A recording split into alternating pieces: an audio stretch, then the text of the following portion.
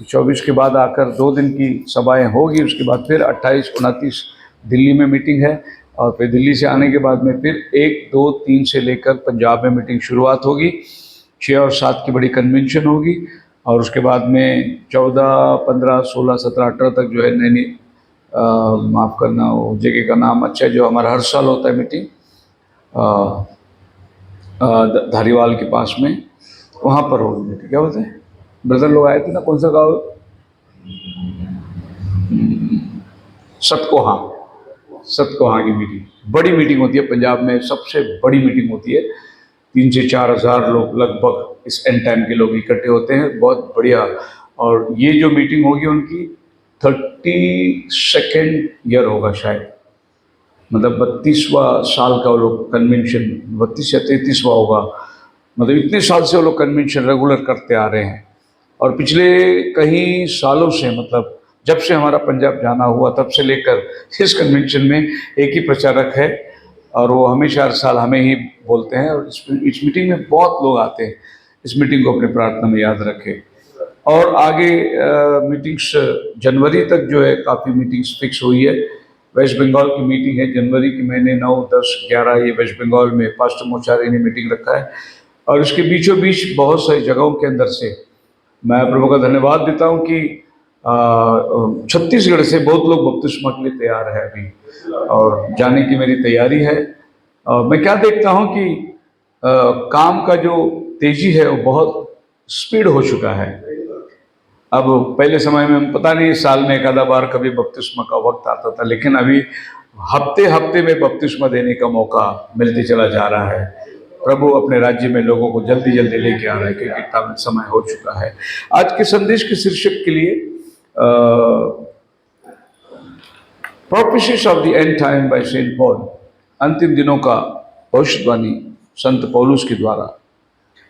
माफ करना, मैं भूल गया था कि आज प्रभु भोज है, और मेरे दिमाग में वही अंतिम दिनों का ही चल रहा है, और मैंने वही मैसेज बना दिया। लेकिन यहाँ आने के बाद मैं देखा प्रभु भोज की आराधना है, तो मैं इस मैसेज को क्या पता नहीं, अभी सब वही चल रहा है, रात और दिन दिमाग में वही चल रहा है, अंतिम दिनों की निशानी, अंतिम दिनों की संदेश। तो खैर, संदेश मैं आपके सामने रखूँगा, क्योंकि मैं उसके ऊपर मनन करके तैयारी करके लाया हूँ, और पर टाइम थोड़ा शॉर्ट करना पड़ेगा ताकि हम प्रभु भोज के समय बिता सकते हैं। और कहता है अंतिम दिनों में कठिन समय आएंगे। दिन अंतिम होगा, समय कठिन होगा। हम अंतिम दिनों के संदेश में बैठे हुए हैं, एंड टाइम मैसेज। और इस एंड टाइम के अंदर देखो, एंड टाइम है, एंड डेज नहीं है, एंड टाइम है। अंतिम दिन तो उस दिन शुरू हुआ था जिस दिन नबी आया और कलीसिया को भेंट की। अंतिम दिनों का समय शुरुआत हो गया, लेकिन अभी हम लोग अंतिम दिनों में नहीं है, हम अंतिम समय में आ गया है। So end time messages. So prophet बोलता है in the end time, end days, perilous time shall come, कठिन समय आएंगे। द लास्ट डेज, बाइबल आखिरी दिन के बारे में बात करती है। वो आज भी हो सकता है, कल भी हो सकता है, पता नहीं साल भर के बाद भी हो सकता है, लेकिन एक आखिरी दिन आने वाला है, days where the day will end. क्योंकि परमेश्वर ने इस दिन को शुरू किया है, तो इस दिन को एक दिन खत्म भी करेगा। उसने सूरज और चांद को बना के बोला तुम दिन में रोशनी दो, तुम रात को चमको, और सूरज और चंद्रमा को बोला तुम दिन, समय और मौसम का तुम्हारे द्वारा ये बात बनाई जाएगी। अगर ये बनाई गई है तो इसको एक दिन खत्म भी होना है। यही सूरज और यही चांद, बाइबल बोलते हैं अंधियारा हो जाएगा। जब ये अंधियारा हो जाएगा तो फिर आपको समझ में आता है कि दिन खत्म होगी, उसके आगे टाइम नहीं चलेगा। और एक दिन टाइम का खात्मा होता है। समय हमेशा के लिए नहीं है, समय शुरुआत हुई है, और एक दिन समय का खात्मा भी होगा। और बाइबल कहती है प्रकाशित वाक्य 10:6 में, समय का खात्मा होता है, समय का अंत होता है। और आसमान और जमीन की शपथ खाकर, और जमीन में जो कुछ है उसकी शपथ खाकर, एक पांव समुद्र में, एक पांव धरती पे रखा हुआ दूत, वो सारे तैनात का शपथ खा रहा है, क्योंकि टाइम खत्म हो रही है। अब टाइम नहीं रहा। इसके लिए वो पूरी प्रकृति को लेकर उसकी शपथ खा रहा है। पढ़िए उसको 10 का 6। और जो युवानु जीवता है और जिसने स्वर्ग को और जो जो कुछ उसमें है और पृथ्वी को और जो कुछ उस पर है और समुद्र को और जो कुछ उसमें सजा, उसी की शपथ खाकर कहा, अब तो और देर न हो। देखो टाइम खत्म हो रहा है, इसके लिए वो शपथ सारी पृथ्वी जो कुछ उसमें है, आसमान जो कुछ उसमें है, समुद्र जो कुछ उसमें है, सारी चीजों को साथ में लेकर समेट के कहता है अब टाइम नहीं रहेगा। और जब बात यह होती है कि अब समय नहीं रहेगा, तो ये समय को आपको कैलकुलेट करना है कि कब ये वचन पूरा होगा, कि ये ऐलान होता है कि अब के बाद इसके आगे जो है वो समय नहीं होगा। समय की पाबंदी, समय का लिमिटेशन, समय एक जगह ठहर जाता है, उसके आगे समय चलता नहीं है। तो उसका अगला वचन आप पढ़ोगे तो आपको पता चलेगा ये हमारे समय के बारे में बाइबल बात कर रही है। कौन से समय के बारे में बाइबल बात कर रही है? और जब 7वें दूत ने तुरी फूका, सब गुप्त मनोरथ बात प्रकट हो चुकी। तो फिर 7वां दूत तुरी फूकने के पहले यह ऐलान हो रहा है कि इसके आगे टाइम जो है वो लिमिट हो जाएगा। और हम जानते हैं 7वां दूत कौन है? प्रकाशित वाक्य 10 अध्याय का 7वां दूत 7वां कलीसिया का दूत है। सो ये 7वां कलीसिया का दूत जब ये धरती में आता है, उसको सारे चीजों को समेटना है। इसके पहले के जो दूत थे उनको सिर्फ कलीसिया की जिम्मेदारी दी गई थी, लेकिन ये समय के अंदर जो दूत आता है इसको बहुत सारी चीजों को समेटना है, क्योंकि वाइंड अप का टाइम है और हर चीज को उसको लाकर फुल स्टॉप देना है। इसीलिए इस व्यक्ति को बहुत जिम्मेदारी दी। देखो हम उस आदमी का नाम को नहीं ऊंचा करते हैं, पर उसकी सेवकाई को हमको ऊंचा करते हैं। उसका नाम बोलने की जरूरत नहीं, उसकी सेवकाई ही काफी है अपनी पहचान। हम बोलते हैं एक आदमी की पहचान जो है उसके काम से उसकी पहचान जानी जाती है। प्रभु यीशु मसीह को पूछा आने वाला मसीह आप है क्या? बोला जाके कहो अंधे देखते हैं, लंगड़े चलते हैं, मुर्दे उठते हैं। उसके काम ही उसका पहचान है। सो नबी का जीवन में जो काम हुआ वो काम ही उसकी अपनी पहचान है। और जब 7वां दूत तुरी फूकता है तो सब गुप्त मनोरथ बात खुल के प्रकट हो जाती है। सो हम कलीसिया काल के अंदर क्या देखते हैं कि हर एक कलीसिया अपने अपने समय में चमकते आई है। और ये कलीसिया काल के अंदर 7th कलीसिया जब आती है जिसका नाम है लौदीकिया, और इस कलीसिया का जो तारा है जिसको हम लोग कलीसिया का मैसेंजर कहते हैं, ये जब अपना तुरी फूकेगा मतलब ये जब अपना मैसेज देगा, क्योंकि तुरी के अंदर संदेश होता है। जब तुरी बजती है तो एक संदेश आता है। तो जब ये अपना संदेश देगा, इसके पहले हमने 10:6 को पढ़ा था और 10:7 में लिखता है 7वां दूत तुरी फूकता है। इसका मतलब 10:6 में ऐलान होता है टाइम का खात्मा होगा, समय का खात्मा होगा, अब और देर ना होगी। तो समय गिन के रखा हुआ है। जो समय पहले युग में पहली कलीसिया को दी थी अल्फा, वो ओमेगा चर्च को दिया हुआ समय होगा। सो अल्फा चर्च कितना टाइम चला उतना ही टाइम ओमेगा चर्च चलेगी। दोनों का समय का अवसर जो है वो बराबर होगा। दोनों समय का जो दूत है उनकी सेवकाई भी बराबर होगी। अल्फा कलीसिया का जो दूत है उसने पैर डाला, फाउंडेशन डाला। ओमेगा कलीसिया का दूत छत लगाएगा। इसका बीच का जो समय है वो कोई कलीसिया 200 साल चली, 400 साल चली, लेकिन जिसने फाउंडेशन डाला और जो कैपस्टोन लाने वाला, ये दोनों का समय जो है वो लिमिटेड होगा। तो समय का खात्मा कैसा होता है शायद अगर मैं बता पाऊं तो हम लोग देखते हैं 53 सदी से लेकर 170 तक कलीसिया काल का समय हुआ। 53 से लेकर 170 तक पहली कलीसिया चली। इसकी काल अवधि कितनी होगी अगर आप इसको कैलकुलेशन करोगे?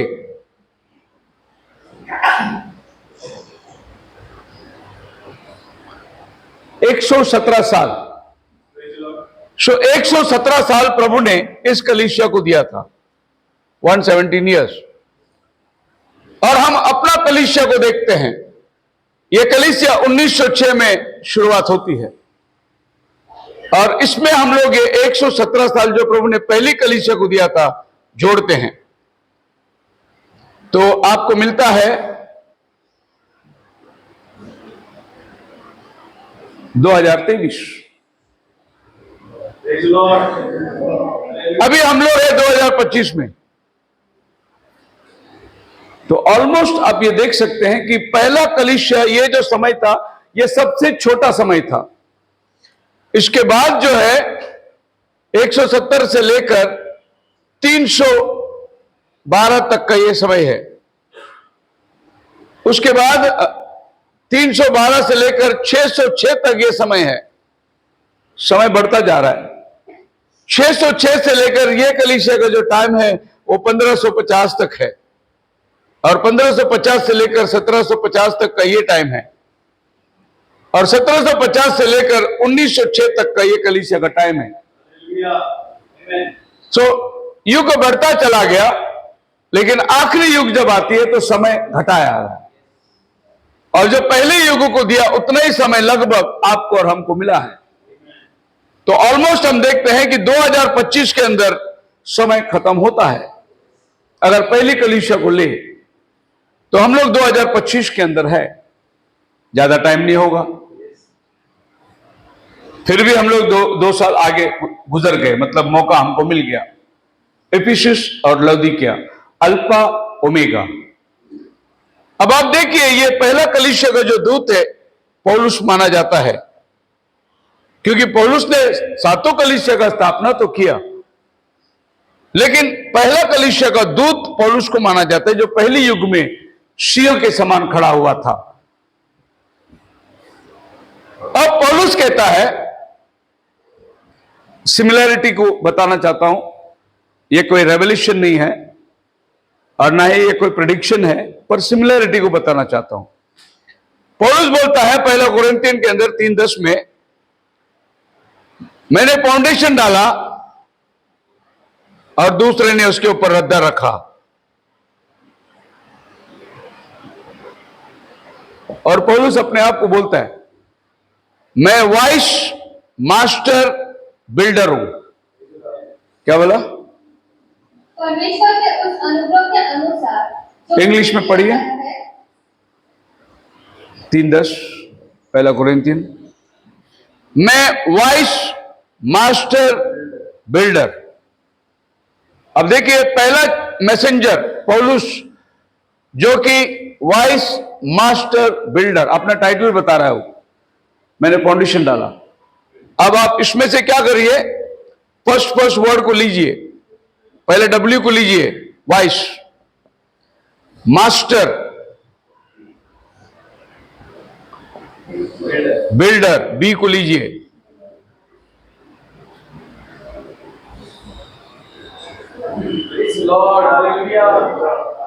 William Marrion Branham. और इसके तीनों नाम में 7 वर्ड आता है, क्योंकि वो 7वां दूत है।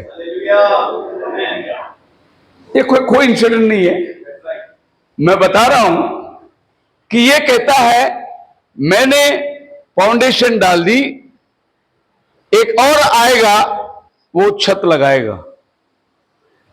सो ये बढ़ती गई, कलीसिया काल चलते रह गए। अब हम लोग 2025 में आ गए। एक छत लगाने वाला आएगा और ये छत लगाने वाले का मिनिस्ट्री आपको प्रकटीकरण 10:7 में है। जब वो तुड़ी फूकेगा, सब गुप्त मनोरथ बात खुल जाएगी। उसके आगे कोई मिस्ट्री नहीं रहेगा। मिस्ट्री को फुलफिल करने के लिए छत बिठाने को आने वाला है और उसका नाम है प्रॉफेट विलियम मैरियन ब्रैनम। अब इसको भी लगभग उतना ही साल मिलता है कलीसिया काल को, लगभग। इसका मतलब समय का खात्मा। अब आप अंदाज लगा सकते हैं कि पौलुस ने जो बपतिस्मा दिया प्रभु यीशु मसीह के नाम का, यही बपतिस्मा इस बंदे ने भी दिया, प्रभु यीशु मसीह का नाम का। बाकी कलीसिया काल में बपतिस्मा गुमराह हो गई। पिता पुत्र पवित्र आत्मा का नाम का बपतिस्मा शुरुआत हुआ 300 सदी के अंदर, और यह कलीसिया गुमराह हो गई। अगर ये घर में छत बिछाना है तो वही फाउंडेशन को फिर से लाना होगा, तभी ये घर में सही छत बैठेगी। और इस आदमी ने उसी छत को लेकर आया, जो फाउंडेशन डाला गया था वही छत ऊपर लाके बिठा रहा है, ताकि कलीसिया परिपूर्ण हो जाए। अब ये सातवां दूत को आपको पहचानना बहुत मुश्किल है। लोग कहेंगे ये ब्रणामाइट लोग है, ये विलियम ब्रणाम को मानते हैं, ये कहते हैं कि वो सातवां दूत है, ये कहते हैं कि वो तुरी फूकेगा और सब बात प्रकट हो जाएगी। हुई ना भाई। ये 2000 साल में लोग ये बोलते थे उसने एप्पल खाया, 4000 साल से यही सवाल था। इसने आके वो बोला ना एप्पल नहीं है वो पाप का फल क्या है, व्यभिचार है। इसी ने बोला ना आपको। जो कलीसिया काल के अंदर यीशु का नाम का शिक्षण डूब गई थी, उस कलीसिया को इसने उभार के लाया ना ऊपर, कि यीशु के नाम में ही पाप का क्षमा है। तो उसने तुरी जो फूका वो सही तुरी फूका ना, क्योंकि समय का खात्मा है और प्रभु को रिस्टोर करना है। इसका काम ही रिस्टोरेशन का मैसेज है, यथास्थित करने वाला संदेश है। उसने अपने तरफ से कोई नया संदेश को नहीं लेके आया। जो बुनियाद डाली गई थी उसी बुनियाद को उसने छत बिठाया, और जो रिस्टोरेशन करना है उसको लेकर आया। अब इसकी मिनिस्ट्री बाइबल में बहुत सी जगह मेंशन किया गया है। पढ़िए मत्ती 17 अध्याय के अंदर, उसका 10 और 11 वचन पढ़ेंगे।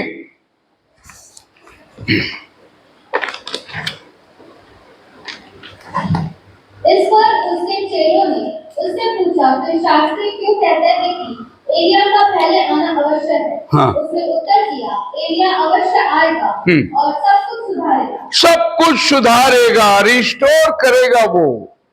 अब प्रभु यीशु मसीह रिस्टोरेशन का मैसेज एक एलिया को देता है। अभी कोई तो यह कहता है कि हम सब एक आत्मा से बपतिस्मा पाए, वो है पवित्र आत्मा। और ये वनस वाले कहते हैं कि एलिया का आत्मा भाई ब्रनम के अंदर आया, ऐसे ये लोग कहते हैं। भाई एलिया का आत्मा आएगा रिस्टोर करने के लिए। आपके और मेरे अंदर एलिया का आत्मा नहीं आएगा, क्योंकि वो मिनिस्ट्री हमारी नहीं है। जिसको जो मिनिस्ट्री चलाना है वो आत्मा उसके अंदर आकर वो अपना काम करेगा। क्यों एलिया की आत्मा आना चाहिए, क्यों आएगी?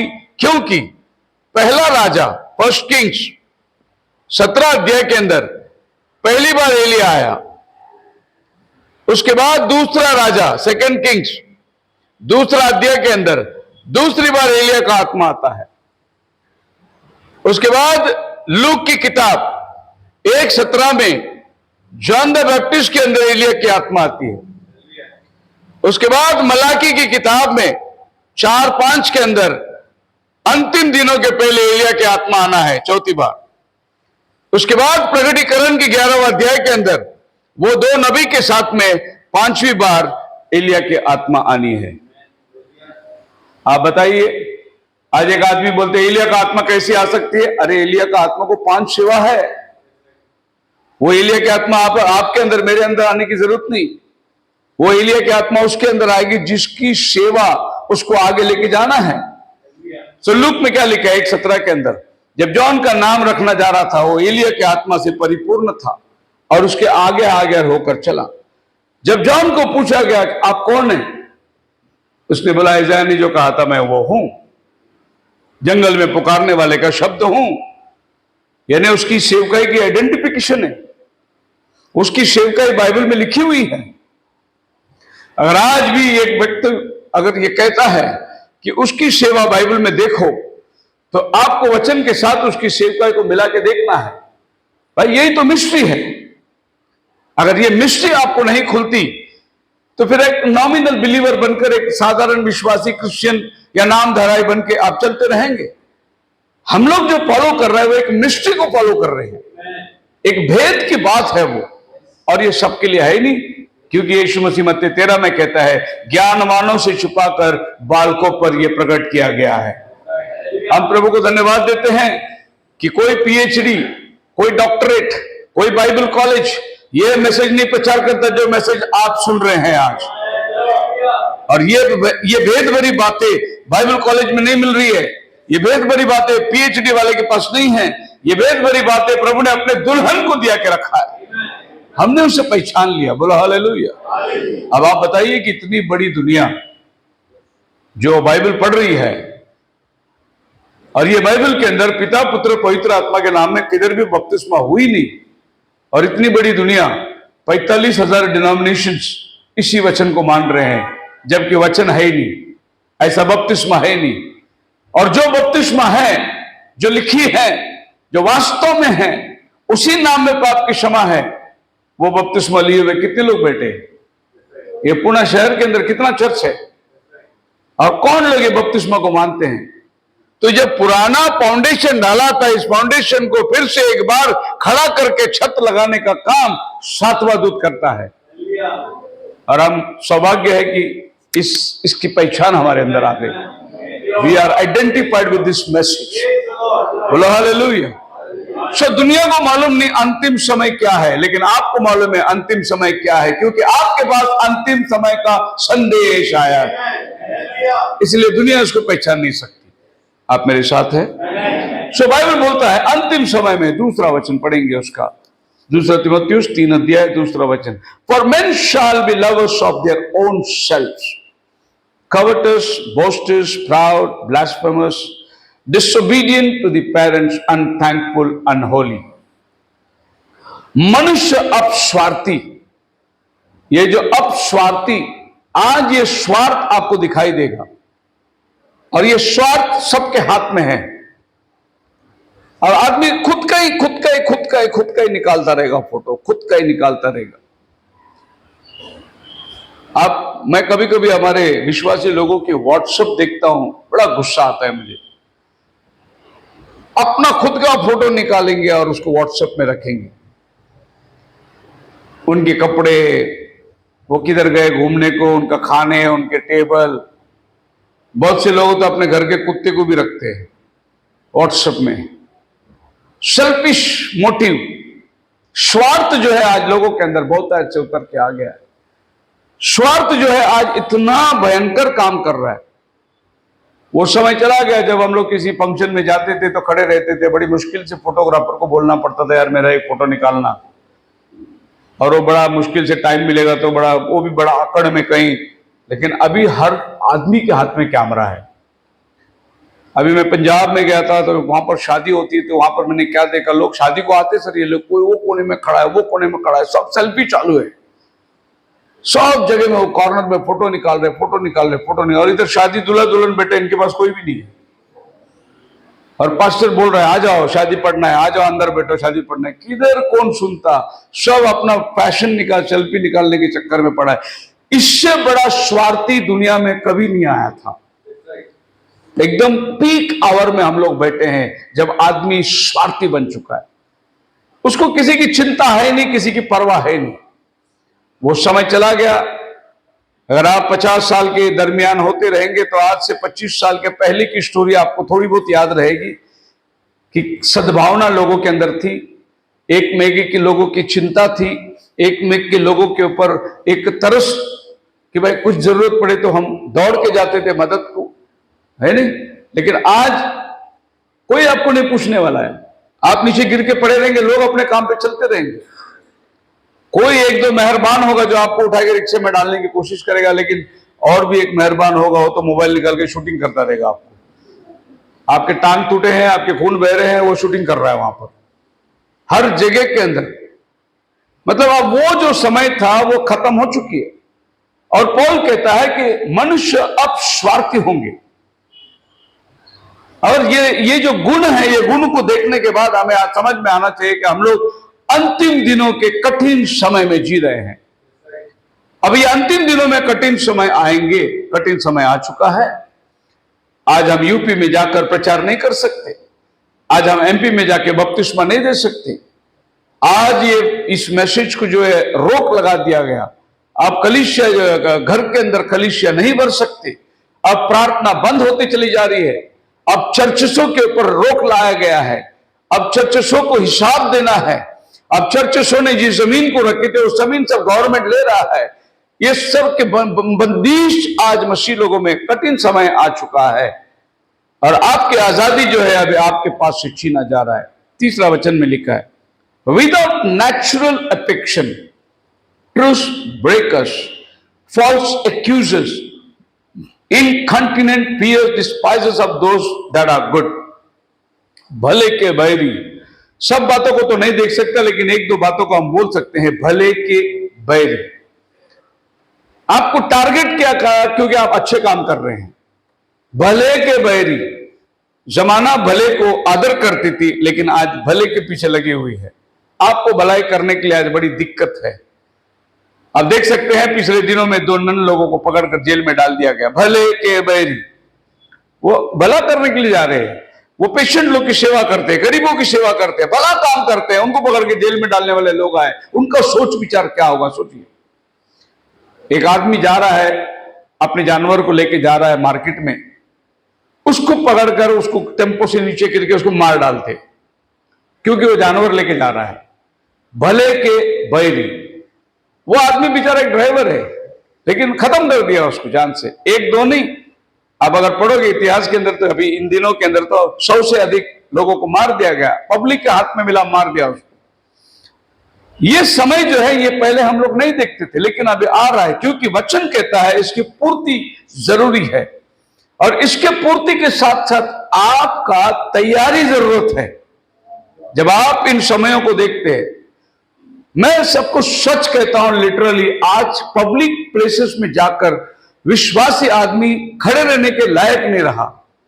इतना गंद मच गया है, इतना ज्यादा अश्लीलता आ चुकी है, इतना ज्यादा कि आप अपने परिवार के अपने छोटे बच्चों को ले जाकर एक मॉल में खड़े नहीं रह सकते। आज एक मॉल या एक पब्लिक प्लेस में जाकर आप अपने बच्चों को एंटरटेन के लिए देख नहीं कर सकते। आप, इतना बुरा माहौल बन चुका है। अब चौराहे में जाके खड़े रहिए, जहां एक समय में 4 पुरुष मिलकर चाय पीते थे, उसी चौराहे के अंदर आज 4 लड़कियां मिलकर सिगरेट पी रहे हैं। ये कॉल सेंटर का माहौल आ गया। लड़कियां सिगरेट ऐसे पी रहे जैसे आदमी भी उसके पीछे छोड़ देगी वो।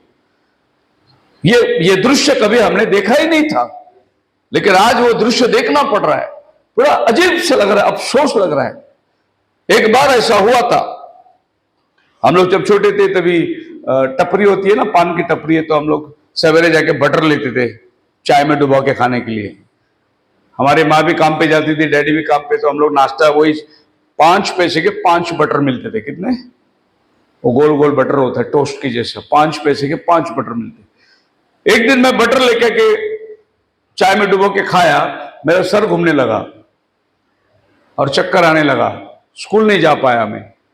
पता चला कि वो बटर देने वाला तंबाकू मलने के बाद उसने तुरंत उसी हाथ से ऐसा करके बटर निकाल के दे दिया और उस बटर में तंबाकू की 1-2 पत्ती थी और वो पत्ती जब मैं बटर के साथ मेरे अंदर गया, मेरे को सर घूमने लगा। और वही तंबाकू आज लड़की बिला बिंदास पकड़ के पी रही है। मैं सोचता हूं कि ये एक तंबाकू की चिंका भी हमको सड़ा घुमा देता है और ये लड़की लोग बेशक पिन के मतलब अश्लीलता और गंद की, ट्रू स्पीकर्स, फॉल्स एक्यूजर, इसका कमी नहीं। Lovers of pleasures, high minded, high Heidi lovers more than the lovers of God. कहां परमेश्वर का प्रेम आपको दिखाई दे रहा है? भक्ति कहां दिखाई दे रहा है आपको? आप अभी देखिए दुनिया के अंदर नाम भक्ति का है, काम देखो कैसा है, क्या चल रहा है। आपको अफसोस लगेगा कि भक्ति किधर चली गई। अभी लोग आज संसार के अंदर हम जो देखते हैं, देवी देवताओं को लेके जाते हैं, गाने क्या चल रहे हैं, बड़ा अजीब सा लगेगा आपको। वो गाने का और वो भक्ति का कोई संबंध ही नहीं है। लोगों को सिर्फ एंजॉयमेंट चाहिए, शराब पीना है, नाचना है, धिंगाना करना है। लेकिन वो जो भक्ति जिसके लिए तुम बैठे हैं वो क्या चीज है? और फिर उसी भक्ति के नीचे अशुद्धता, दारू की पार्टी, पत्ते खेलना, ये सब गंद वही हो रहा है जहां भक्ति है। तो भक्ति का और लोगों का क्रिया का खत्म हो गया समय। अब लोगों के अंदर वो भक्ति रहा ही नहीं। और अब देखने के टाइम लगता है कि भाई बजा क्या रहा है, बड़ी डीजे बज रही है और भक्ति का काम हो रहा है, तो आपको लगता नहीं क्या हो रहा है? अब ये 9 दिन के अंदर दांडिया चली, क्या देखा आपने? भक्ति एक और चीज है और लोग कुछ और गाना सुनकर खेल रहे हैं। भक्ति का और इसका संबंध ही नहीं रहा। क्या ये बाइबल नहीं कहती है मनुष्य जो है भक्ति से भटक जाएगा, निकल के चले जाएगा? और जो आदमी जिस धुन में नाच रहा है वो उसको मालूम ही नहीं, वो गया था भक्ति के लिए लेकिन वो दूसरे धुन के अंदर चला और दूसरे धुन में मगन है। प्लेजर सब, प्लेजर का हादी खत्म हो गया आज। स्वार्थ स्वार्थ स्वार्थ। 5वां वचन में लिखा है, having the form of godliness denying the power there of.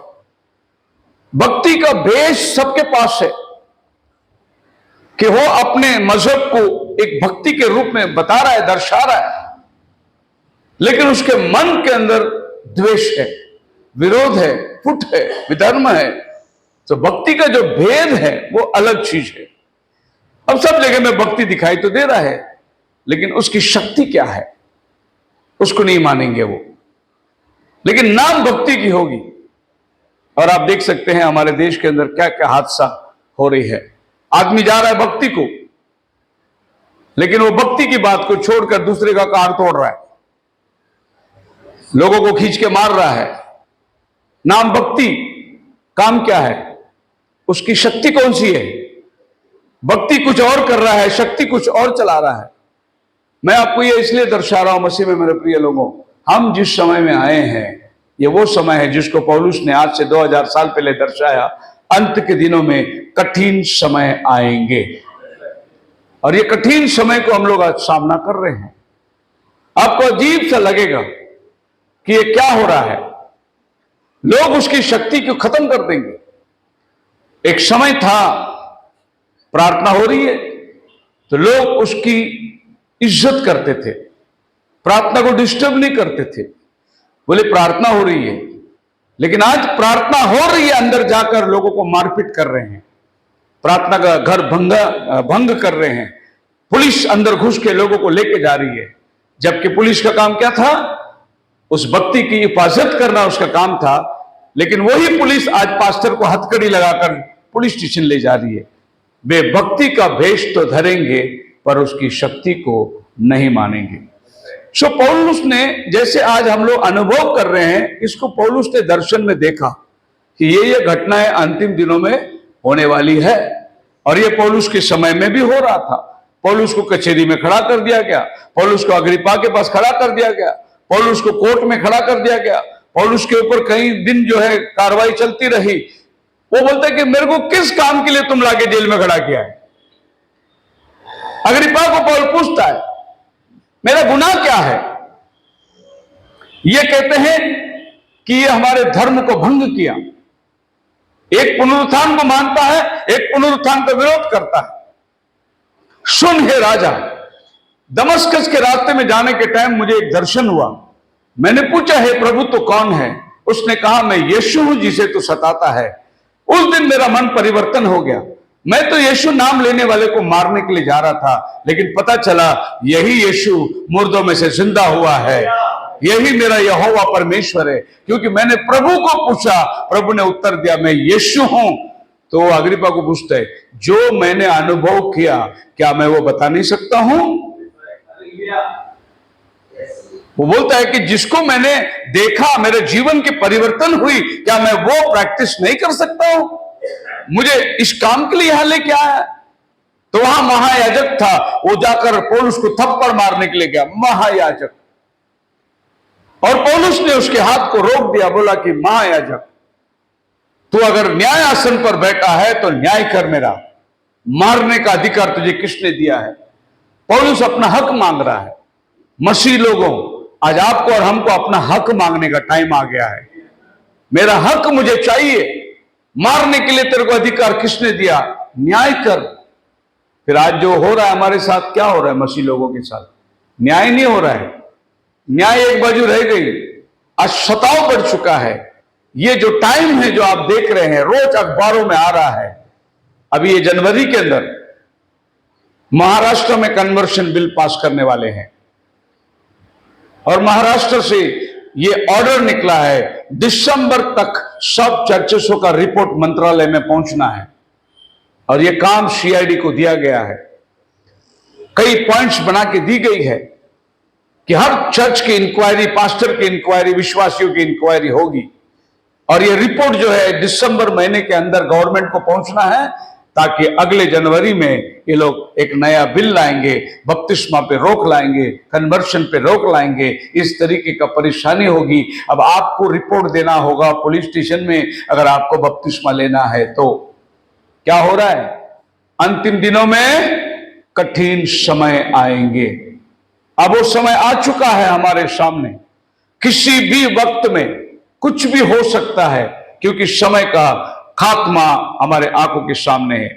6वें वचन में बाइबल कहती है, for this sort are they which creep into houses, lead captive silly women laden with sins, led away with the divers lust. और ये तो हम लोग देखते हैं, अखबारों में पढ़ते हैं, कलीसिया के हाल बुरा है। The scene is sombre one, highlighting the importance of spiritual discernment and the need to guard against deception and moral compromise। हमें एक दैविज्ञता को कलीसिया के अंदर बनाए रखना बहुत जरूरी है क्योंकि एक बहुत बड़ा भरमाहट का टाइम है, फसाव का टाइम है। ये टाइम के अंदर हमें पता नहीं कि हमारे घर में कौन आएगा और कौन भरमा के चला जाएगा, किसको घर में लेना है, किसके साथ एंटरटेनमेंट करना है। ये बात को आज बहुत गौर करने का समय आ गया। हर बातों को हम लोग आज एंटरटेन कर नहीं सकते। लोग बाइबल ही लेके आएंगे, अच्छी बात लेके आएंगे, लेकिन वो भरमाहट को लेके आएंगे और आपको कहां से कहां ले जाके छोड़ देंगे, आपको खुद को भी नहीं समझ में आएगा, अरे मैं कहां पहुंच गया। ऐसे स्त्रियां जो घर में होंगी दबे पांव घुस आएंगे, उनको अपने वंश में कर लेंगे अपने सिद्धांतों के द्वारा। अभी आप देखिए, जितनी भी रिवाइवल मीटिंग देखिए, जितनी भी जगह में टेली इवेंजलिस्ट लोग की मीटिंग देखिए, स्टेज में कम से कम 10 लड़के खड़े होंगे।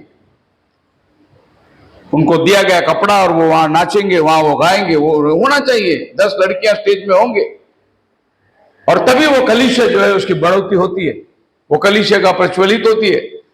क्या हो रहा है? पौलुस जिस इंटेंशन को देख रहा है उस इंटेंशन को आप देखने की कोशिश करिए कि आज लोगों को बुलाया जा रहा है और उनके सामने एक ऐसा प्रदर्शन हो रहा है जिसको बाइबल मना करती है, लेकिन ये बात बाहर नहीं हो रही है, बात चर्च के अंदर हो रही है। आज पास्टर खड़ा है पुलपिट में और उसने अपने औरत को ही पास्टर बना के रखा है, जबकि औरत पास्टर नहीं बन सकती। बाइबल इसका गवाह नहीं देता, लेकिन वो अपना ही बेटी, अपना ही औरत, अपना ही परिवार को, लेडीज लोगों को प्राधान्य दिया है। अभी तो ऐसे ऐसे चर्च चलते हैं कि मंगलवार को महिला हक और महिलाओं को ये सिस्टर आज प्रीच करेगी, आज ये सिस्टर प्रीच करेगी। महिलाओं को आजादी दिया जा रहा है चर्च में। महिला आज एकदम लीड रोल लेके काम कर रही है, हर जगह में महिला आके खड़ी हो गई है, जबकि महिला का स्थान वो नहीं है, बाइबल इसको मना करता है। यह सब भरमाहट के द्वारा होता है, फुसलाहट के द्वारा होता है। और जिसको प्रभु ने कॉलिंग की बात नहीं करी वो कॉलिंग में आके खड़ा हो जाता है। भीड़ के भीड़ जमा होती है। क्यों भीड़ के भीड़ जमा होती है? क्योंकि वहां पर मनुष्य अपनी चतुराई से काम कर रहा है, उसको लोगों को इकट्ठा करना है। और आप देख सकते हैं कि एक पास्टर बैठा हुआ है और वो पास्टर जी अपने इर्द गिर्द में लेडीज लोग को रख के काम करवा रहा है। वो वहां एक प्रकार के अट्रैक्शन है, एक प्रकार के लोगों को बुलाहट है, वहां पर वो आते हैं, एक अट्रैक्शन चाहते हैं।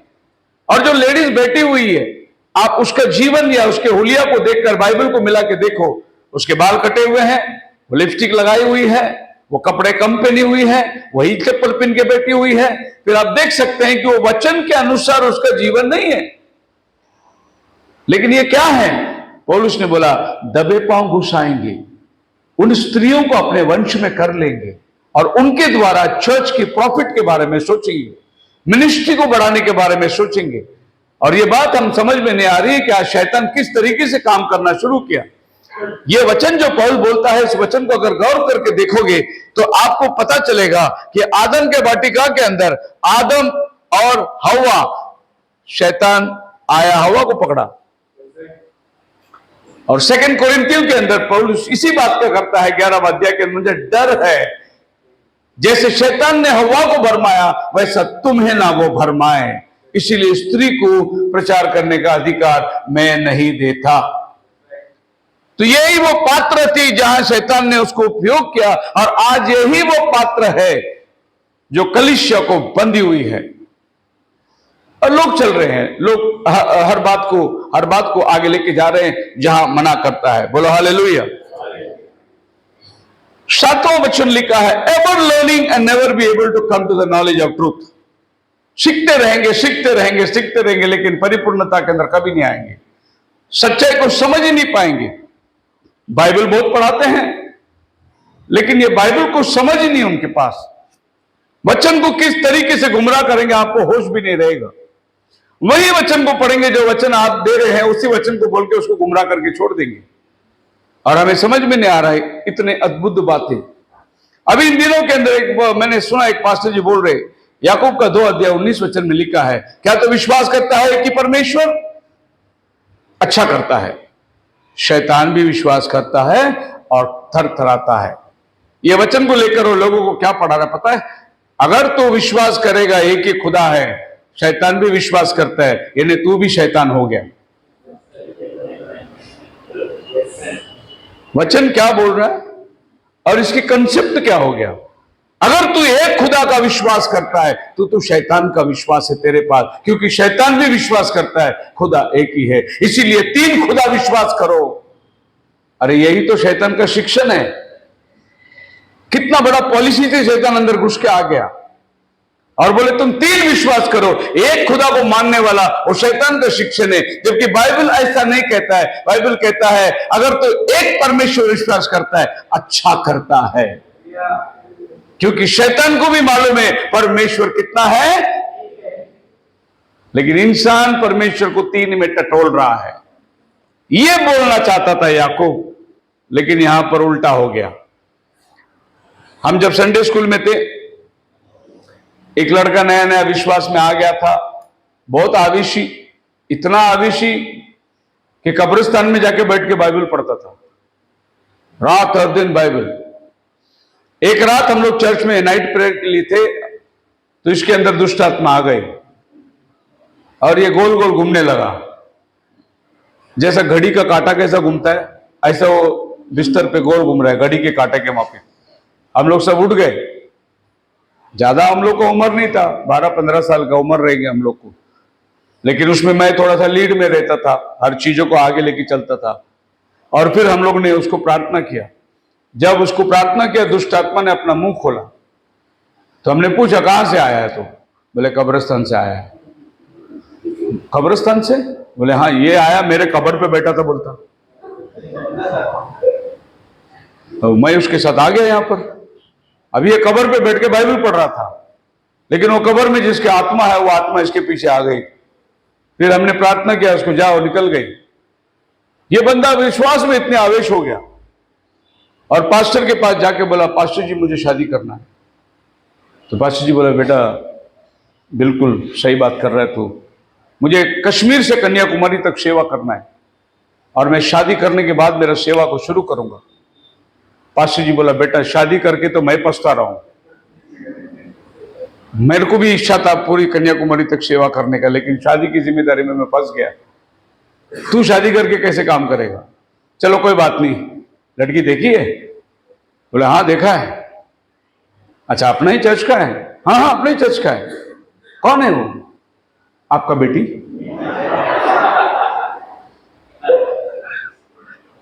पास्टर का पारा चढ़ गया 100 डिग्री। हो के किधर खड्डा खोद रहा है तू? एवर लर्निंग, सीखते रहेंगे लेकिन परिपूर्णता में कभी नहीं आएंगे।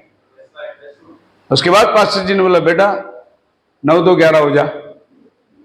हमारे पास्टर भी अच्छी बात करते थे, 9-2-11 हो जा, निकल जा यहां से जल्दी। उसने बाइबल खोला, वचन निकाला, जहां पौलुस बोलते हैं क्या मुझे अधिकार नहीं कोई बहन से शादी करे। पास्टर को सिखा रहा है वो, क्या मुझे अधिकार नहीं। पौल बोलते हैं मुझे अधिकार नहीं, और ये भाई वो अधिकार को इस्तेमाल कर रहा है। पौल का अधिकार था लेकिन वो नहीं किया। ये बोलता है पौल का अधिकार को मैं इस्तेमाल करूंगा, मैं करूंगा। एवर लर्निंग, सीखते रहेंगे लेकिन कभी भी उस समझ में नहीं आएंगे। मैंने बहुत बार देखा, नबी भी एक उदाहरण देता है, उसके साथ में हमेशा एक यहोवा विटनेस वाला होता था। हमेशा फिशिंग को जाते थे, यहोवा विटनेस वाला उसके साथ जाता, हंटिंग को जाते थे, वो यहोवा विटनेस वाला उसके साथ जाता। और यहोवा विटनेस वाले का डॉक्ट्रिन बिल्कुल भिन्न है। वो दो खुदा को मानता है, वो पवित्र आत्मा को नहीं मानता है। और भाई ब्रैनम का बहुत खास दोस्त है वो, लेकिन भाई ब्रैनम ने उसको कभी भी सुसमाचार सुनाने की कोशिश नहीं किया। भाई ब्रैनम अपनी दोस्ती निभाता रहा, लेकिन भाई ब्रैनम खुदा से पूछा प्रभु मुझे मौका दे इस आदमी से बात करने के लिए। देखो, किसी को वचन शेयर करना है, पहले उसके लिए प्रेयर करो और इंतजार करो, प्रभु एक अच्छा मौका तुम्हें निकाल कर देगा उसके साथ बात करने के लिए। और भाई ब्रैनम प्रार्थना करते थे कि प्रभु इस भाई को एक दिन सुसमाचार सुनाना है, ये जो विटनेस के अंदर है इसको सच्चाई बताना है। और एक दिन ऐसा हुआ, ये लोग मच्छी मारने के लिए गए थे, और जब मच्छी मारते मारते उन्होंने क्या देखा कि एक मच्छी जो है बड़ी उल्टी पड़ी हुई है, मर गया है। और इसने बोला अरे वो मच्छी मर गया है। और ब्रदर ब्रैनम के अंदर आत्मा उतर के आई और उसने उस मच्छी को आज्ञा दिया, मैं यीशु के नाम से तुझे जीवन देता हूं। मच्छी सीधे होकर तैरने लगी। ये यहोवा विटनेस वाला उस दिन बोला अरे ये सच्चा खुदा का बंदा है। उसने अपना शिक्षण को उधर ही छोड़ा, बोला कि आज मैं मानता हूं आपका डॉक्ट्रिन सही है। एक अवसर के लिए इंतजार कर रहा था नबी, और वो अवसर प्रभु खुद लाके दिया। कोई समझाने की जरूरत नहीं, बंदा अंदर आ गया। हालेलुया। जो प्रभु का चुना हुआ व्यक्ति है उसको समझाने की जरूरत नहीं, वो बरोबर अंदर आकर बैठ जाएगा, क्योंकि उसको लाने वाला प्रभु का आत्मा है। अगर आप और हम लेकर आएंगे, वो बड़ा गड़बड़ी वाला आदमी होगा। बाहर से दिखने वाला भक्ति का रूप होगा, लेकिन अंदर शैतान होगा। एक बार एक ब्रदर हमें मिले थे, और वो ब्रदर ने बाइबल बुक शॉप में उसकी मुलाकात हुई थी। घर में आए, घर में आने के बाद में वचन के ऊपर वचन, वचन के ऊपर वचन, वचन के ऊपर वचन, जबरदस्त बातें। उसके बाद उसने बहुत तस्वीर दिखाया, चर्चों में खड़ा हुआ, बाइबल लेके खड़ा हुआ, प्रचार करता हुआ, बहुत सारी तस्वीर दिखाए। और वो बंदे ने, दूसरा पास्टर जो हमारे साथ में थे, उस पास्टर को बोले कि भाई मैं मानता हूं आपका मैसेज को, जबरदस्त मैसेज है, मैं भी बपतिस्मा लेने वाला हूं, मैं भी ये मैसेज को ग्रहण करने वाला हूं। और ये बंदा पिघल गया, बोला कि बाप रे, इतना बड़ा आदमी जो है सच्चाई में आ गया करके। और रोज उसका घर में आना जाना हुआ, 2-4 बार आना जाना हुआ, खाना पीना खाया, मस्त रात को उसके घर में ठहरने लगा।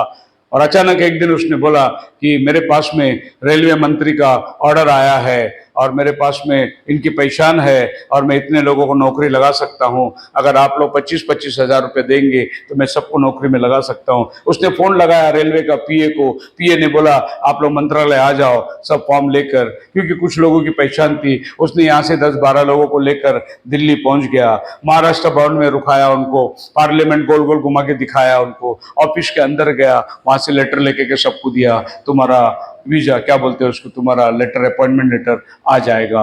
ऐसा करके सबको वापस लेकर आया, यहाँ रख दिया। और 10 लोगों ने 50-50 हजार रुपये निकाल के दिया, 5 लाख रुपए लेके चला गया। वो ना लेटर आई, ना कोई इंटरव्यू हुआ, बाद में ढूंढ रहे उसको। क्यों ब्रदर मनोज, बराबर है? हाँ, ये आदमी आया बाइबल लेके, ये आदमी आया प्रीचिंग लेके, और पास्टर लोगों को गुमराह कर दिया। इतना बड़ा चीटर वो कि आप विश्वास भी नहीं कर सकते।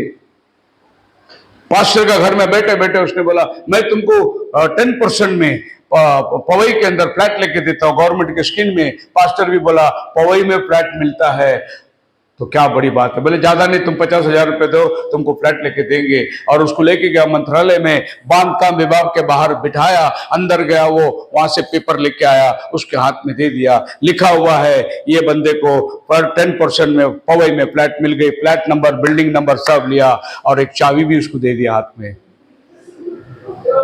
और पास्टर जी बड़े खुशी होकर के, पास्टर जा रहा है और डिनोमिनेशन वाला नहीं, एंड टाइम का पास्टर, और जाकर उसने वहां ताला लगाया, खुल ही नहीं रहा है। बाजू वाला आया, बोला क्या हुआ साहब? बोले ताला खुल नहीं रहा है। बोले तुम्हारे जैसे और 4 लोग ताला खोल के देखे, नहीं खुला, क्योंकि वो ताले का चाबी था ही नहीं। फिर ही वो लेटर लेके भागा मंत्रालय में। तब तक पास्टर 50,000 लेके चला गया था। मंत्रालय में जाने के बाद क्या हुआ? बोला सर ये लेटर है, मेरा नाम का निकला है। वहां पर चेक किया, लेटर पूरा बराबर है, लेकिन नाम का अंदर गड़बड़ी है। उसने नाम निकालकर व्हाइटनर लगा के उसके ऊपर इसका नाम टाइप करके उसका जेरॉक्स निकाल के इसके हाथ में दे दिया। बोले फ्लैट नंबर सब कुछ बराबर है, नाम भी बराबर है, लेकिन ये चाबी गलत है, ये किसी और को दिया गया है। लेकिन पास्टर तो 50,000 लेके चला गया, लेकिन वो लेने के लिए आपके घर में बाइबल ही लेके आया था। जैसा हव्वा के पास में शैतान ने बाइबल ही लाया था, वो दूसरे कोई चीजों को लेके नहीं आया। इसके लिए बाइबल बोलते हैं एवर लर्निंग, मैसेज को कठोरता से प्रचार करने वाला। लेकिन जब बात लालच की आ गई तो मैसेज गया और फंस गया। मसीह में मेरे प्रिय लोगों, पौल कहता है अंतिम दिनों में जेनस और जैम्ब्रेस उठ के खड़े होंगे। उसका 8 वचन पढ़िए, 2 तीमुथियुस 3:8। Now as James and Jambres withstood Moses, so do these also resist the truth, men of corrupt minds, reprobate concerning the faith. Now as Jannes and Jambres withstood Moses, परमेश्वर के अभिषिक्त के विरुद्ध में खड़े रहने वाले जेनस और जेम्ब्रेस तैयार हो जाएंगे। अभी जब जेनस और जेम्ब्रेस का हम पढ़ते हैं तो देखिए, इसमें एक मिस्ट्री की बात मैं बता रहा हूं। अब एक्सोडस 7वां अध्याय में ये इनका नाम, इनका कार्य पढ़ेंगे, लेकिन इनका नाम नहीं पढ़ेंगे आप।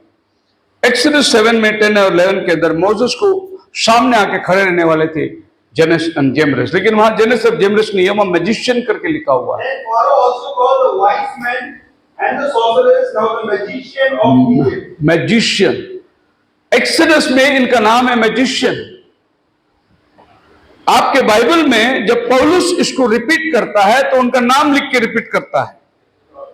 जैसा जेनस और जेम्ब्रेस मोसेस के साथ उसके विरोध करने के लिए आके खड़े थे, क्योंकि मोसेस ने लाठी डाली और वो सांप बन गया। तो फारो ने अपने मैजिशियन लोगों को बुलाया, बोला देखो ये आदमी आके लाठी डाला, सांप बन गया, तुम भी अपना चमत्कार करो। उन्होंने भी अपना चमत्कार करके दिखाया। सो मसीह में मेरे प्रिय लोगों, याद रखो, मोसेस को विरोध करने के लिए मोसेस ने किया हुआ चमत्कार करने वाले आदमी थे उधर। आज यीशु मसीह के नाम से चिन्ह चमत्कार करके इसी मैसेज के विरुद्ध में खड़े रहने वाले आदमी हैं। उस दिन मोसेस का विरोध किया, आज हमारे दिनों में भेजा हुआ नबी का विरोध करते हैं। काम वही चिन्ह चमत्कार। खुदा ने भेजा हुआ बंदे को नहीं समझे ये लोग। मोसेस वहां छुटकारे के लिए आया था, उसके विरुद्ध करने के लिए आदमी खड़े, चमत्कार के साथ खड़े। तो आप चिन्ह चमत्कार के पीछे मत भागिए, इनके अंदर सही आत्मा नहीं है। ये लोग मोसेस को भी सामना करके बोले हम भी चमत्कार करके दिखाते हैं, लेकिन ऐसा कहावत है, ग्रीक भाषा में जब ये बाइबल ट्रांसफर हुई तो वहां पर का इतिहास, जैसे तलमूद है, यहूदियों के और अनेक किताब थे, उसमें इनका नाम आया था जेनस और जेम्ब्रेस। अभी इनका इतिहास को अगर आप पढ़ोगे तो ये बच्चे लोग जो थे, किसके बच्चे थे देखिए, they also like manner, they were enchantments. And where were they from? Jewish tradition Targum preserved other legendary lore that the pair they are called sons of Balaam. Jannes और जेम्ब्रेस किसके बच्चे थे? बालाम के बच्चे थे। अब इनका बाप कौन था? बालाम, एक अन्य जाति प्रॉफिट जो पैसे के लालच में इजराइल को श्राप देने के लिए गया था। उनके बच्चे फारो के सामने खड़े हुए हैं मैजिशियन के लिए। और ये लोग जब मोसेस लोगों को लेकर गए तो ये उनके साथ गए। फारो के घर में जादू तो ना किए, लेकिन जब बुलाया गया तो ये भी उनके साथ चले गए। It was claim that they converted to Judaism, वो यहूदी मत को अपनाए। And they left Egypt at exodus to accompany Moses and Israelite. जब इन्होंने सांप बनाया उसके बाद मोसेस ने और भी जो चमत्कार दिखाया, वो चमत्कार ये नहीं दिखा सके। उसका आखिरी चमत्कार जो मोसेस ने दिखाया वो मेंढक को लेकर आया था। ये वो चमत्कार नहीं कर सके और इन्होंने बोला ये तो परमेश्वर का हाथ है, हमारा लिमिटेशन है। लेकिन मोसेस के पास अनलिमिटेशन था और वो लोग अपना जीवन प्रभु को दे दिए और मोसेस को बोले हम भी तेरे साथ चलते हैं। अब याद रखिए, चुने हुओं के साथ में वो मैजिशियन लोग भी आ गए, कन्वर्ट तो हो गए, बपतिस्मा तो ले लिए लाल समुद्र के अंदर, लेकिन वो विश्वासी नहीं थे। और ये लोग जब कलीसिया में आके बैठेंगे तो क्या करेंगे? बोलेंगे हम जब पारो के पास था उधर ऐसा ऐसा होता था, तुम भी ऐसा ऐसा करो, क्योंकि आए पारो के पास से। And see and destruction of golden calf at the slaughter of Koran and his followers, ऐसा कहा जाता है इनकी मृत्यु या तो लाल समुद्र में डूब के मरे या तो फिर वो प्रभु का वचन लेके आने के टाइम वो बछड़ा बनाए थे वहां मरे। ये इस तरीके से उनका इतिहास है। ये लोग कनान नहीं पहुंचे, जंगल में ये ढेर किए गए, क्योंकि इनका मकसद कनान पहुंचने का नहीं था। इनका मकसद था मोसेस के साथ जाए और मोसेस के जैसे एक नकल काम करे। और ऐसा आज बहुत नकली लोग उठ के खड़े हुए हैं। एक बात और ध्यान रखना, अगर आपको पुलपिट मिलता है मौका, आप पास्टर का कॉपी मत करना। प्रभु ने आपको जो दिया है आप उसको इस्तेमाल करो, किसी का नकल करने का आप कोशिश मत करो। जिस दिन तुम नकल करने की कोशिश में आओगे, अगर पास्टर माइक लेके घूमता है, तुम भी माइक लेके घूमने का नौकत आ गया, समझना तुमको एक स्पिरिट पकड़ेगा, एक आत्मा तुम्हें पकड़ लेगी और वो आत्मा तुम्हें भरमाट के अंदर ले जाएगी। तुम जो हो वो हो, तुम्हारे अपने आपे में तुम एक अद्भुत हो। किसी और का जगह लेना, किसी और का नकल करने के कभी प्रयास मत करो। अपने दिए हुए आवाज में प्रभु का महिमा करो। किशोर कुमार का, मुकेश का आवाज निकालने की जरूरत नहीं। प्रभु के सुसमाचार में लोग आज आए, बहुत सिंगर लोग आए, वर्शिप लोग, वो कुमार सानू का आवाज निकाल के वर्शिप करते हैं। सुनने वाले को लगना मांगते क्या आवाज है, कुमार सानू का आवाज है। अरे कुमार सानू को प्रभु को महिमा थोड़ी किया। कोई जगजीत सिंह का आवाज निकाल कर गाते हैं, जगजीत सिंह प्रभु की महिमा थोड़ी किया। उसका आवाज मत निकालो, है नहीं? वो लोग गाए पैसे के लिए गाए। मेरे मालिक मेरे खुदाया तू क्यों मुझे भुलाया, जगजीत सिंह गाया। मेरे मालिक मेरे, क्या उसने खुदा को माना? क्या उसने खुदा को मालिक बनाया? नहीं, वो गाना गाया, पैसा लेके चला गया। क्या वो गाना जो गाया उसमें आपको अभिषेक मिलेगा? नहीं, वो डुप्लीकेट आदमी गा रहा है, उसका क्या अभिषेक मिलेगा? लेकिन वही गाना अगर मैं गाऊं तो तुम्हारे अंदर प्रभु का आत्मा उतर कर आएगा। अभिषेक आदमी उस काम को लेके आ सकता है। अमिताभ बच्चन आ गया अचानक एड में और उसने घर में नवरत्न तेल लगा दिया और आपको बोल दिया सर ठंडा हो जाता है। क्या वाकई में नवरत्न लगाता है वो?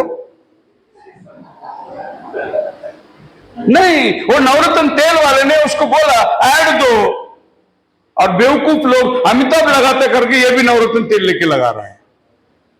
अचानक ऐश्वर्या राय लक्स साबुन, और लक्स साबुन से गोरी बन गई और तुम्हें भी लगाने के लिए बोल रही है। तुम गोरे नहीं बनोगे, क्योंकि वो साबुन से गोरी नहीं बनी, वो पहले से गोरी थी। तो कंपनी वाले गोरे लोगों को ही पकड़ के ऐड बना रहे हैं। मैं बोलता हूं तेरा लक्ष्य साबुन अफ्रीका से एक लड़की को लेके आके लगा के गोरा बना के दिखा, मैं वो साबुन वापरूंगा। वो नहीं करेगा। वो फेयर एंड लवली, तुम सोचते कि फेयर एंड लवली लगा से गोरा हुआ? नहीं, वो गोरे को पकड़ के लाया और उसको क्रीम लगाया, आपको बेवकूफ बनाया। नया नया टीवी सीरियल शुरू हो गई थी रामायण, और उसी टाइम पे एक साबुन आया था गंगा करके, और साबुन का ऐड दिया था इसमें गंगा जल है। तो हर आदमी वही साबुन लेके नहाने लगा। हम तो नहाने को वहां नहीं जा सकते, साबुन में गंगा का पानी आया है। बेवकूफ बनाया है। और ये खाली दुनिया में नहीं, ये अभी मसीहत में चल रही है। जितने यहां पर चिन्ह चमत्कार करके फूंक के कपड़े मार के गिराते हैं, ये सब अफ्रीका से लाए हुए स्पिरिट है। उनकी टेस्टमनी सुनो, सुनो, ये जो महान महान सेवक लोग जो आज लोगों को गिरा रहे, दुष्ट आत्मा, उनके टेस्टमनी सुनो, आपको पता चलेगा। वो अफ्रीका में, नाइजीरिया में एक सेवक के साथ खड़ा हुआ है, वो उसको अभिषेक कर रहा है, और वो जो काम वहां करता है वही काम ये इंडिया में आके कर रहा है। इसने पवित्र आत्मा नहीं लाया, इसने अफ्रीका का स्पिरिट यहां लेकर आया है। आप मेरे साथ है? तो पौल बोलते हैं, देयर फॉली मेड मैनिफेस्ट, उनकी जो डुप्लीकेशन है ना वो खुल जाएगी, वो ज्यादा दिन चलने वाली नहीं है। और किधर गए सब? कहां चले गए सब? अफ्रीका का एक बहुत महान दास, कोरोना का 1 साल हो गया, वो बोला मैं अभी प्रभु के पास जाकर कोरोना बंद करने के लिए बोलता हूं करके पहाड़ पे जाके बोला प्रभु कोरोना बंद कर। उसके बाद और 2 साल कोरोना चला, वो मर गया, कोरोना आगे चलती रही। प्रभु जब जजमेंट को लाता है वो तो इंडिविजुअल आदमी कुछ नहीं कर सकता, लेकिन लोगों के सामने अपने आप को लाने के लिए ना जाने क्या बेवकूफी कर रहे लोग, अजीब अजीब काम। और बाइबल बोलता है एक दिन उनके काम खुल जाएंगे। सो इट वॉज क्लेम्ड, पता चला कि ये बालाम कहां से आए, ये बालाम के बच्चे हैं। अगर ये बालाम के बच्चे हैं तो बालाम पैसे की लालच करके प्रभु के चुने हुओं को श्राप करने गया। उसके बच्चे इजराइल में आकर क्या करेंगे? इनको श्राप देंगे। उनको सिर्फ लालच से मतलब थी। पौल कहता है 10 और 11 वचन के अंदर, परंतु तूने उपदेश, चाल चलन, मनसा, विश्वास, सहनशीलता, प्रेम, धीरज और सताए जाने और दुख उठाने में मेरा साथ दिया। Praise the Lord. और ऐसे दुखों में भी जो अंतिका या इकुनियों और पौल बोलता है कि इनमें से किसी को भी कॉपी मत करना। ये लेटर मैं तुझे लिखता हूं, मेरे जीवन को देख, मैं कैसा हूं, इसी पथ पर तू भी चलना। क्या पथ है? Doctrine, manner of life, purpose, faith, long suffering, charity and patience, ये सब मेरे पास था। तो बाकी किसी बात को मत देखना। अंतिम दिनों में ऐसे बहुत सारे भरमाट आएंगे, लेकिन तू मेरी पत्री को पढ़ना और इस पत्री के अनुसार तो चलना। कौन सा है? डॉक्ट्रिन। Know my doctrine. तो पौल का डॉक्ट्रिन क्या था? गलाती 1:8 में लिखा है पौल का डॉक्ट्रिन, यदि आसमान से कोई फरिश्ता भी आके तुम्हें दूसरा शिक्षण दे वो श्रापित हो। ये पौल का सिद्धांत था। मैंने जो पाया डाला इश्यू है, इसके अलावा कोई और शिक्षण आएगा और श्रापित हो। पौल बोलता है मेरी शिक्षण को फॉलो कर।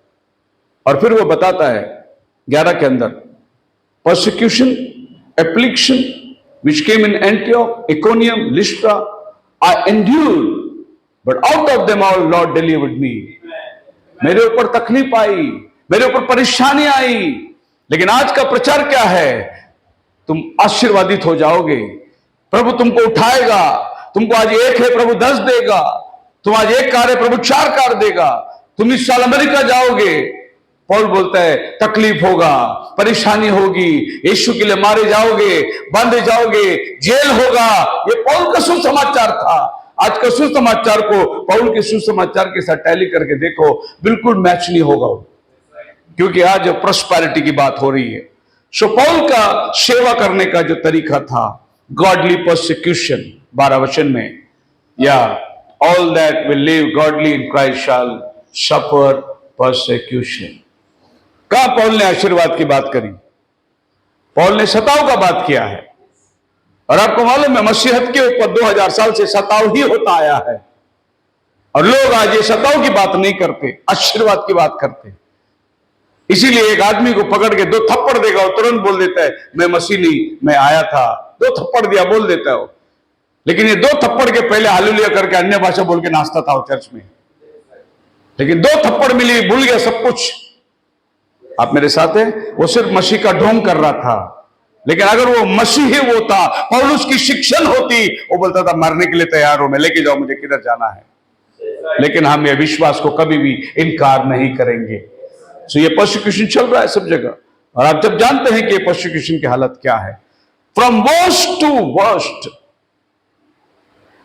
सुधरने वाली नहीं है। ये माहौल और भी बिगड़ने वाला है। ये आज नहीं, पौल ने 1900 साल पहले कह दिया कि समय और भी खराबी होता जाएगा। अच्छे दिन आने वाले नहीं, दिन बुरे बुरे बुरे होते जाएंगे। और अब हम उसको सामना करते। Evil man and seducers shall wax worse and worse, और ज्यादा बुराई बढ़ेगी, और ज्यादा सताव होगा, और ज्यादा परेशानी होगी, और ज्यादा धोखा होगा। मतलब आप समझ लेना, आपका और हमारा जाने का टाइम हो गया है। और ये सब देखकर हम जानते हैं it's most evil people will come. बड़े बड़े क्रूर लोग आएंगे। ये क्रूर लोग हमारे इस 20वीं सदी में आप गिन के देखिए, कैसे कैसे अद्भुत क्रूर तरीके से लोगों को मारने का काम इन लोगों ने किया। लेकिन पौल कहता है, hold fast to that which is good, जो भला है उसको पकड़ के रख। Continue down the things which thou hast learned and has been assured of, knowing whom thou hast learned। किससे तूने सीखा इस बात को याद रख, मेरे जंजीरों को याद कर, मैं किस लिए जेल में बैठा हूं याद कर, मुझे याद करके चल तू सही रास्ते पर तू चलता चला जाएगा। मसीह में मेरे प्रिय लोगों, 15 वचन में पौल बोलता है, बचपन से ही तू वचन का सिखाया हुआ है, बचपन से तू मैंने इस बात को तुझे, which are able to make thee wise unto salvation through faith which is in Christ Jesus। तो बालकपन से ही मैं प्रभु को धन्यवाद देता हूं कि जहां भी मैं गवाही देता हूं, इस बात को गवाही कि बचपन से ही प्रभु ने हमें वचन सिखाते सिखाते लेके आया। बचपन से ही वचन का सिखाया हुआ, इसका ही पीछा कर।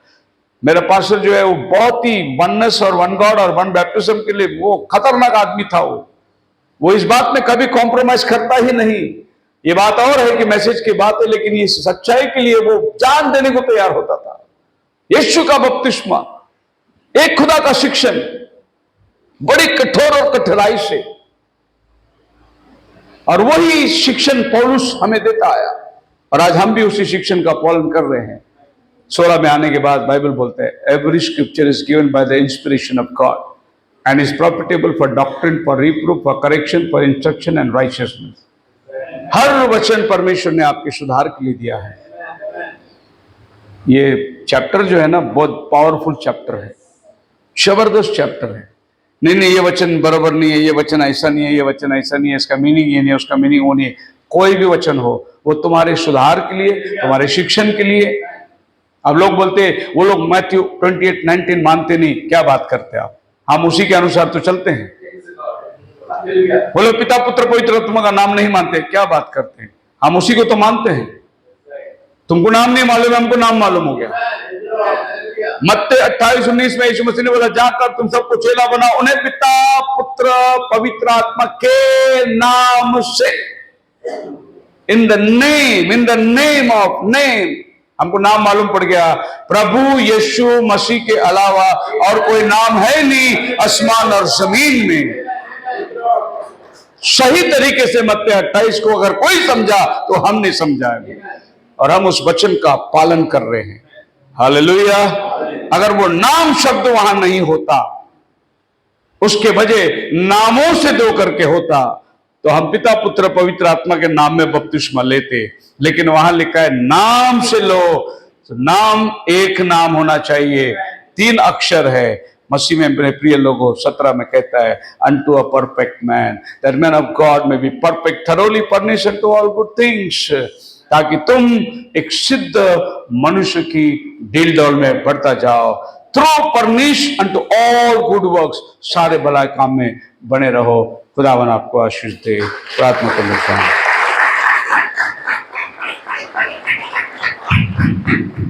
सब लोग खड़े हो जाएंगे अपने स्थानों पर।